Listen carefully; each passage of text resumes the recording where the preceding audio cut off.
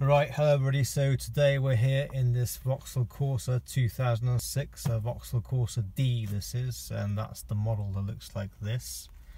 And we're going to show you how to reset the service light.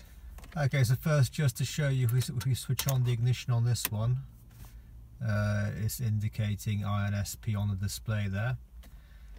So to reset it, what you want to do is, starting with the ignition off, press and hold the mileometer button, turn the ignition on, and as you can see the Insp light is flashing there. Keep the mileometer button pressed in until it stops flashing,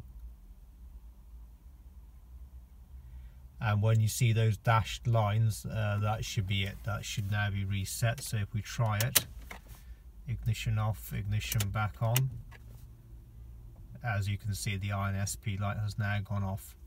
So I hope that helps. Bye bye. Right, just a quick note, I think on some of the models you might need to have your foot on the brake, so if you try it and it doesn't work, try it again, but do the whole process with your foot on the brake.